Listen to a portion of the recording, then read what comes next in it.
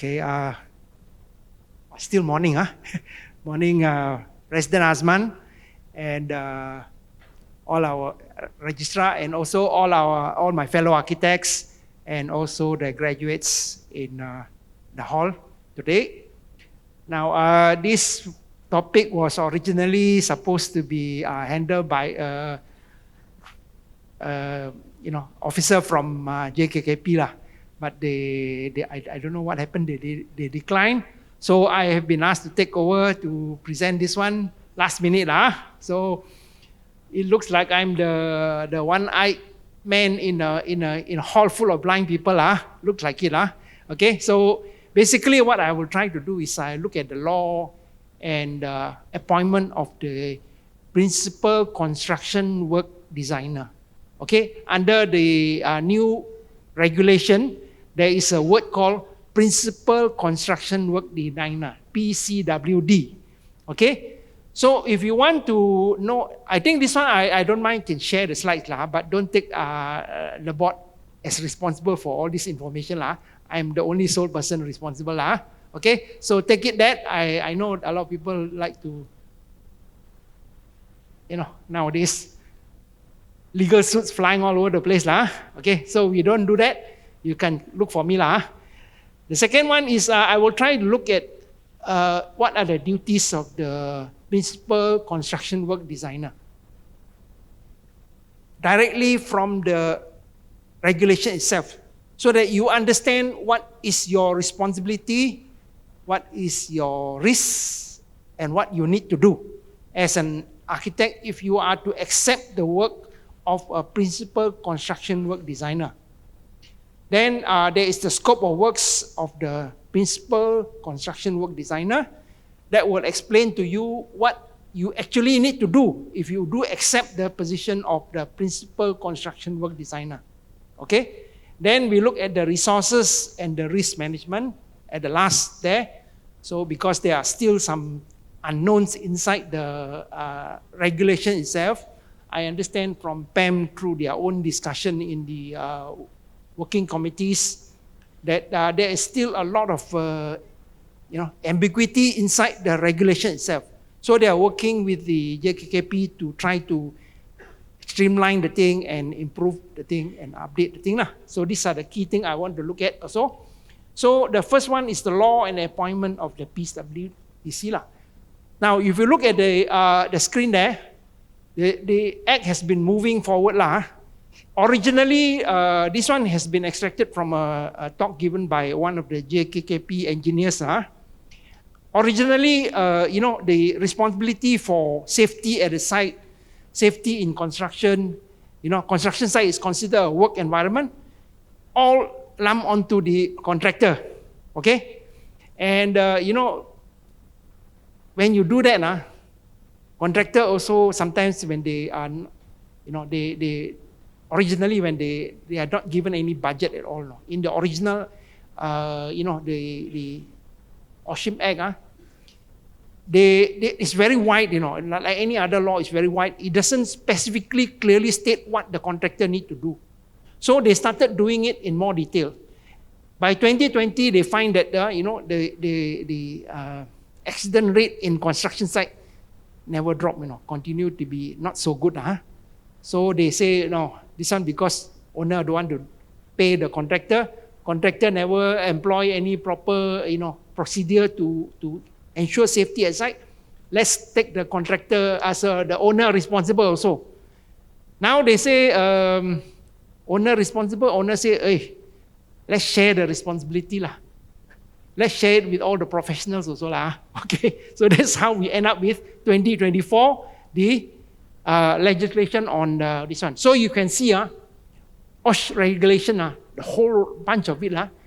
So many regulations, but today, within that half hour, I'm going to focus purely on the regulation, okay? The regulation itself only, the one on the top left corner, okay? So what are the key reference documents I'm going to refer to? One is the Occupational Safety and Health Regulation 2024, came into force on the 1st of July 2024, last year. So less than 1 year. Then the other key reference document is the, they call it the guideline, guiding notes for principal, designer, or PCWD. Okay? Okay, now, inside the regulation itself, they have defined two, just like, in a uniform building bylaw, they define the architect as the PSP. Here they have the word called PCWD, Principal Construction Work Designer. This one, if you look at the act, they say it means any construction work designer appointed by the client under paragraph 7.1a. Okay? So if you look at it broadly, it looks like this one is it's naming the architect as the PCWD. Okay? Looks like me, sounds like me, but don't know whether it's me or not. Then you look at CWD. CWD would be all the construction work designer. There would be the CNS engineers, the M&E engineers, the specialist designers. I would say these two are the category they want. If they want to define these people as that, why don't they just put it into the regulation? Why want to beat around the bush like that? Okay? Okay, so these are the one they see under 7.1a, where there is more than one construction, blah, blah, blah, and then a construction work designer with control over the pre-construction phase as principal construction work designer. Doesn't say anything at all, no. Okay? Construction work contractor, so there are two persons in there. Construction work contractor and principal construction work designer. Okay? So that is the registration. So who can be a PCWD? Okay? Look at this is the FAQ document inside the, you can get it from the JKP website lah, okay? So what did they say about the requirements for PCWD and CWD? You just say you have the experience, you have the skill, you have the knowledge. Then we're wondering, how do you qualify these people? Don't know. So that's why I say it's very unclear lah, okay? So appointment of PCWD, 7/1, this is directly from the regulation itself. Okay, the client is deemed to be the principal construction work designer if he does not appoint you as the principal construction work designer. Okay, any construction work designer or construction work contractor appointed to be work on project shall have the skills, knowledge, and experience. See, not skill, knowledge, and experience. Doesn't even say you have to qualify, And the other thing very funny is, they say they can be an organization, You can be an organization to be the PCWD. Okay? So be clear about that one. So if you are signing a appointment letter with your client, don't put it under yourself lah. Throw it to the organization, because organization cannot be thrown in jail lah. Okay? So what I want to be, so that today, after this half an hour briefing, you all, at least everybody got one eye already lah, instead of only one person, one eye lah. Okay? So what are the duties of the PCWD? This is taken directly from the regulation itself. Okay? 5B, the principal construction designer prepares a safety and health file for the project. That means the SHF, this is the SHF. You have to prepare a file, complies with the requirements of the Act, revise as appropriate, kept available for inspection. It's a little bit like what engineers do when they prepare the design, the structural drawings, they have the calculation, they deposit with the local authority. This one different. You keep it at your site, one copy. I think they are going to digitalize the entire process, so you have to upload your SHF onto the JKKP website lah, eventually. Okay? So, what are the key duties of the PCWD under Regulation 11? Construction work designer shall not commence work in relation to the project unless he is satisfied the client is aware of his duties. This is a very funny way of putting things like 11.1, the first clause itself already say like that. To me, why the client don't know? Ignorance of the law is not accepted for non-complying with the law. That is a basic tenet of any law. How can they say things like that into the regulation? Very funny. No sense at all. Okay? So the second one we need to be aware of is the duties of the PCWD. Prevention and risk management. Okay, this is where when you are preparing or modifying your design, the principle of prevention is to foresee the risks and of course to prevent the risks from happening. Okay, these are the key things that you have to do as a PCWD. Number one duty. Number two is prevention through design. This is reduce, if it is not possible to control the risk, provide information available to all parties involved in your construction, and then you keep that into your safety and health file. SHF. Those are the key three words, okay? So what are the key duties of the PCWD? Number 4, okay? Construction work, PCWD has to take all reasonable steps to provide sufficient design information to all parties involved and to assist the client and other construction work designers involved in your project. That means you can see it's very clearly. A lot of people keep talking, whenever I meet up with the client, when they want to cut your fees at them, they talk, this one no need to do, that one no need to do, this one no need to do. Then I say, you carry liability. Can just like the Uniform Building Bylaw. Hey, architect, I give you indemnity letter, I take away all your responsibility. No such thing. You tell him, please nominate somebody to go to jail for me. Cannot, isn't it? This is the simple act of law. So this one, I think, these are the duties you have to do. A lot of time they also tell you, already launching during construction, a lot of changes happen all the time. You need to update your SHF. This one is called, a lot of work to be done, They say no need to do, no need to do. Why is there such thing? No such thing, isn't it? So the 5th duty is, I want to emphasize the penalties. It's not worse than the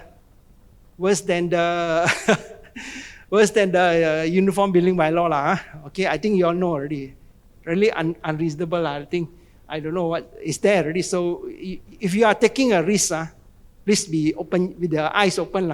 With one eye open also better than no eye open. Okay, so imprisonment or 1 year or both.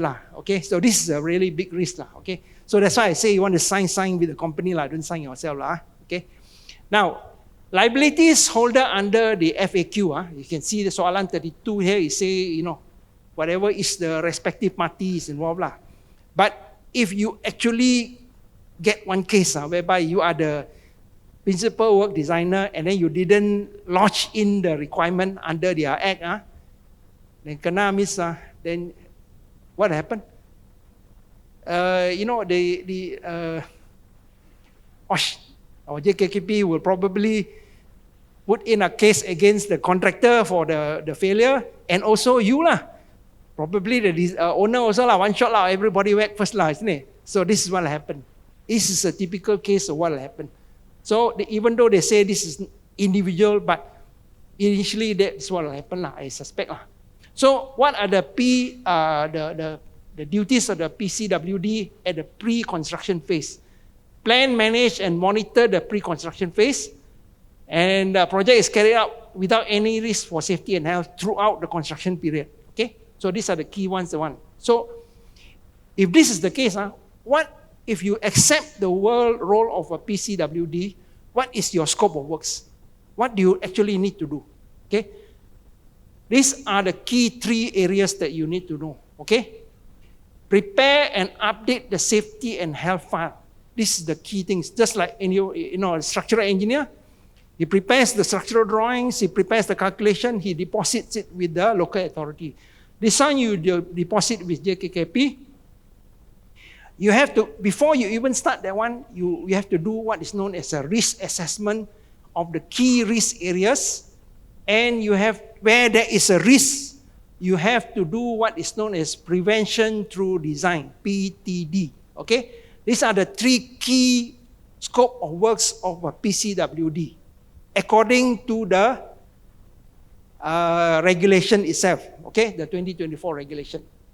So safety and health file, this one is the soalan, the question, the common, the frequently asked question.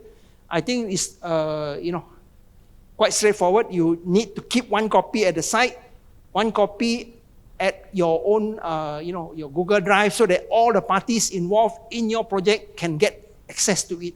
and of course you put up to JKKP. Important, you need to continuously update that file. So if anything happens, any accident at site, you as a responsible principal work designer is already made aware to everybody else, and the respective party then can take responsibility for it. Okay? So under the guidelines for the PCWD, they have a key risk area for the PCWD to look at. There are 10 areas. So every change in process from the beginning to the end, you need to start doing what they call risk management assessment.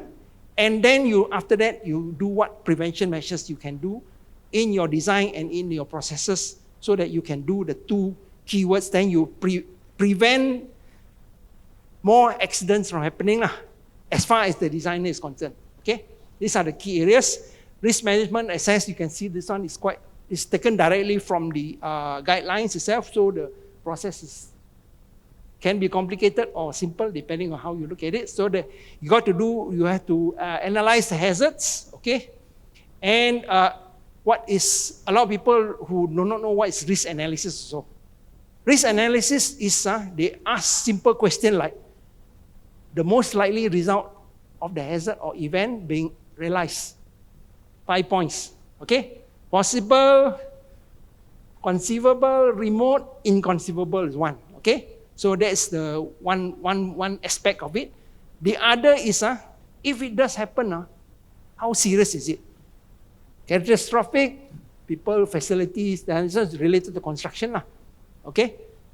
Then when you multiply the likelihood with the severity, you have the risk analysis matrix, okay? So the one in red, straight away you have to do the PTD.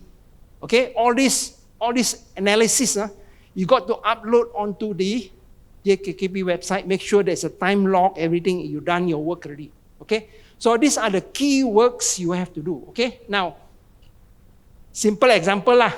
This one is my example lah.